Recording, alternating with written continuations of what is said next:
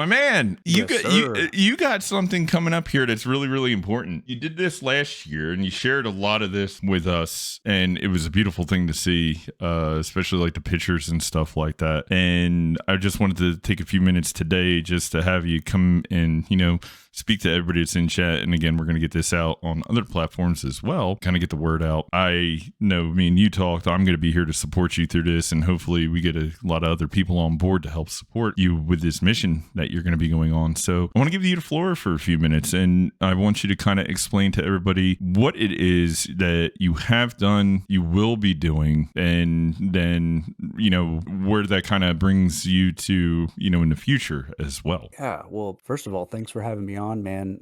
I know we've been friends for, gosh, a long, long time. It's been a blast getting to know you, hanging out and doing, going on trips together and having a blast. Appreciate you using your platform here to broadcast this to your audience. And of course, I'll try and do the same. So, like you mentioned, last year I went out to Africa. It's a long trip from the US. I've actually been there 3 times now, and I partner with an organization over there. It's an African owned and led organization that basically works to build up communities, and I'll talk about that here in a minute. But they work across 14 countries throughout Africa and the Caribbean, and then they also train other world organizations through international training. They've got a school and different things to show them how they do what they do, and their model is sustainable growth, sustainable community transformation. What that looks like, they go into, this is Life in Abundance International. What they do is they go to the most impoverished communities around the world based on data that's collected through census and government data. Like, you think of the most corrupt governments around the world, you think of the most impoverished communities that have very little, and what they do have goes to government funding instead of back into their communities. And there's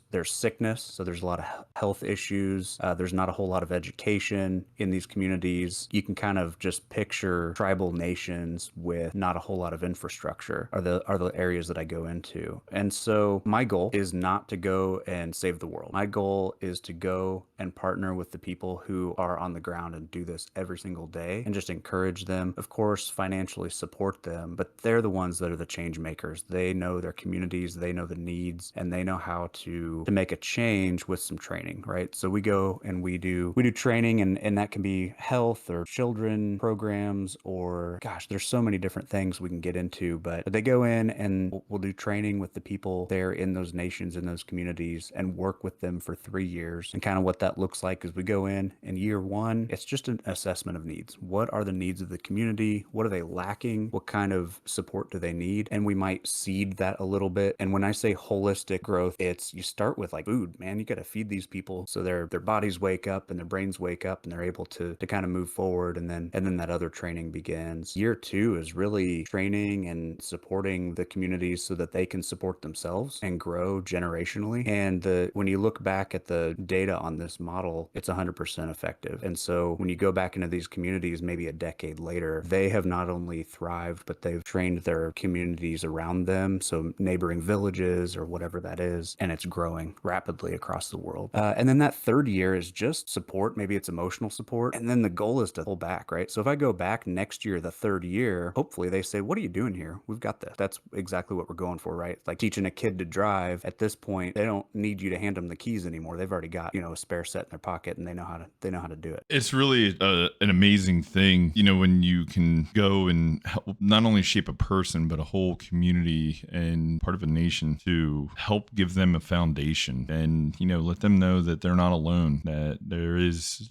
pathways for them to have the life that they deserve. I think one of the most captive picture that you sent me last year was, there was a group shot of you and some of the people of the village that you were with, and the smiles on the faces, and you could just see life. And it's really, especially in the world that we live in today, seeing those things, it's like it brings that human side of things, into that perspective. The biggest thing that we can be here to do is to help one another and to grow in that fashion passion there, not to be a conflict, not to try to be better or anything else. It's, hey, how can I do this for you? How can I pick you up? What I do in the medical field, that's the biggest driver for me, is how can I make this person's experience in life a little bit better because they are dealing with X, Y, and Z. It's the same thing that you're going and doing something to how can I make these people's lives the way it should be. That photo that you sent with it just is just a beautiful thing to see. And knowing who you are and where your heart is, it's just, it's a good thing. And we need more people like you in the world. So clone yourself, damn it. Man, you nailed it though. That's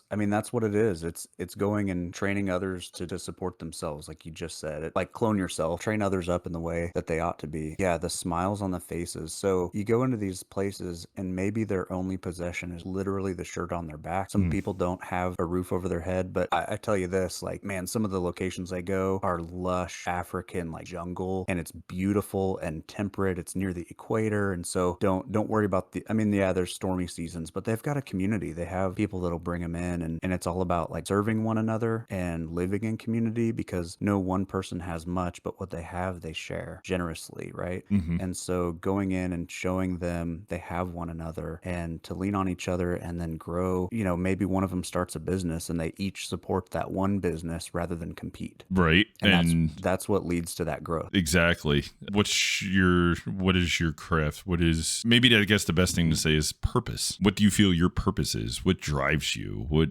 will bring you fulfillment in that life? Like, man, the environment alone. One of my things, I love being in an environment where it's away from the cities and it's out in a more country type of environment where you're around nature in a sense. You're going in October, correct? Yeah, I'm going in October. I'm taking a team of about 8 of us to go meet the team there that is in Uganda. They are Ugandans. So again, like I said, we support the nationals there. We don't necessarily come in and try to save the world. So we're there to support that team. So there's a team of about 4 or 5 there. We're going to visit. We'll be there for 10 days. So it's a lot of travel from here. But once you're there, man, you're on the ground, you're at work, you're exhausting yourself for a little over a week. But October's beautiful weather there. Is that how long you're there for? About a week? Yeah. So, travel from here, there's kind of the overnight flights and all of that. We'll hit the ground and really kind of travel day will be I think it's on a Saturday, out to this remote village that we go to. And then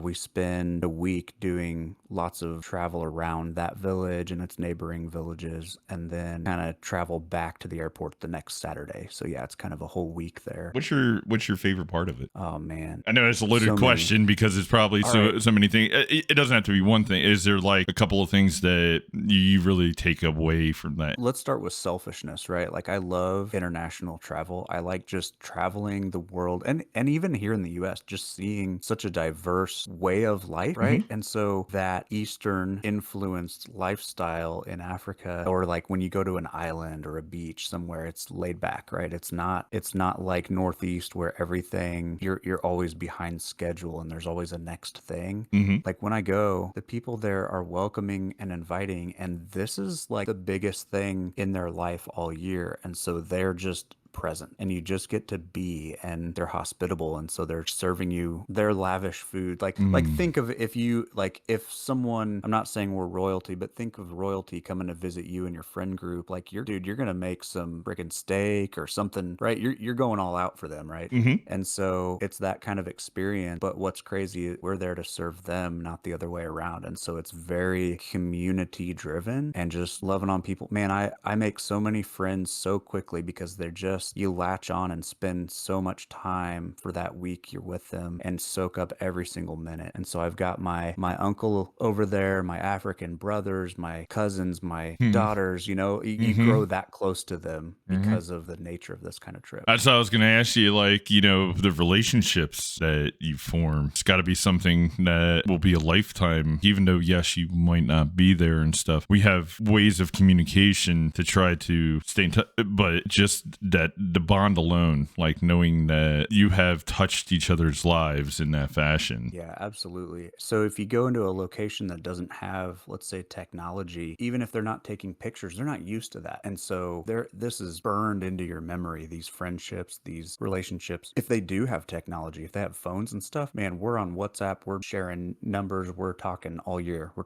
texting back and forth, which is, it's amazing now to have that technology. But man, one of the villages I go to, Verge, it's called Dakuz Island. Mm-hmm. It is remote. You have to take like a 20-minute little shanty boat ride over to this place. It's never seen a vehicle with four wheels. There's no Wow. large animals. It's this remote island on a lake in the middle of Africa. And yeah, I mean, they don't have these things. And so when you go back, like, every single face, every single person, and they know you, and you know each other for life. It's amazing. I can't tell you how proud I am, you and what you do. It's inspirational. I know I won't be able to be there with you, but I know there are ways to support you in that fashion. So how can we, our group, anybody else that hears this message, how can we support what you were doing in October, but also in the coming year plus? So that's the amazing thing about this. I really appreciate you taking some time and utilizing your platform to get this message out. There are still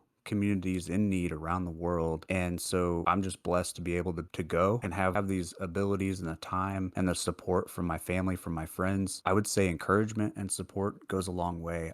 Africa is hard. It is tough to go do this stuff. And so just words of encouragement for the team and for those on the ground over there. That's a huge part of why we go. For those of you who know, my family and my close friends, they could use some extra support too, right? While I'm gone and while I'm traveling and while I come back and try to readjust to life after everything gets shaken up. So just some extra encouragement and support for the close ones here. And then of course there's a monetary component. Plane tickets are a little bit expensive when you go international and that sort of thing. There's a lot of supplies that we try and take with us when we can, or we'll take some of the funding and buy supplies once we're there, just so we don't have to, lug it on an airplane and pay for the extra luggage. And it supports that local community when money goes in, and also things are usually a little bit less expensive outside of the US. So there's a money component there.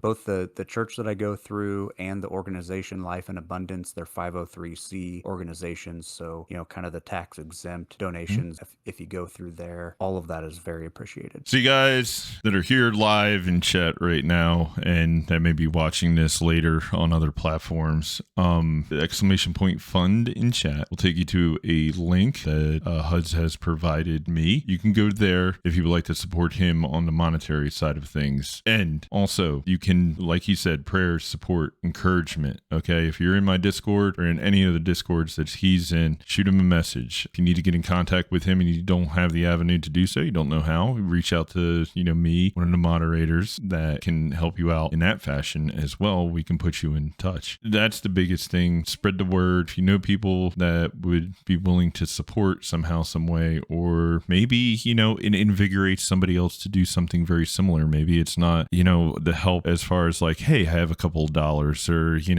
I'm really not good at like, encouragement. I don't know what to say because I feel like it's like, always the same thing all the time with everybody, but I want to help somehow, some way. I want guidance on how to do that. You can contact this man, and because he's experienced it, he knows how to do those type of things. He knows what it takes, the commitment involved. Just reach out. Those are the things that we can provide, those pathways here. Open the doors to other avenues that may bring something in your life that you want. We will be supporting this through the time that Huds leaves for Uganda. If there's anything else that you need during this time, we're going to be here to support you and stuff like that. That's the biggest thing. So let us know.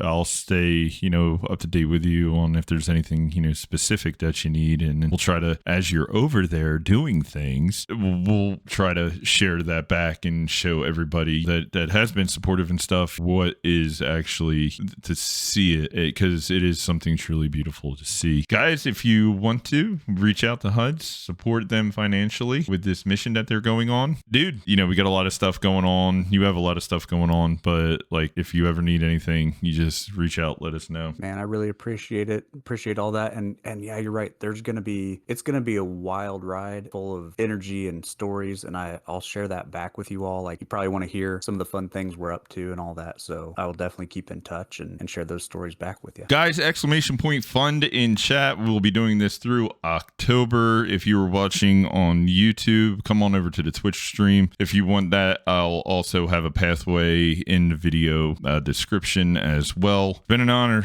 to know you, and thank you for being an inspirational part of my life. Hey man, I really appreciate our friendship. Love you, buddy. Thanks for the support. Thanks for using your platform for this. And Yeah, man. man, I hope you have a blast today.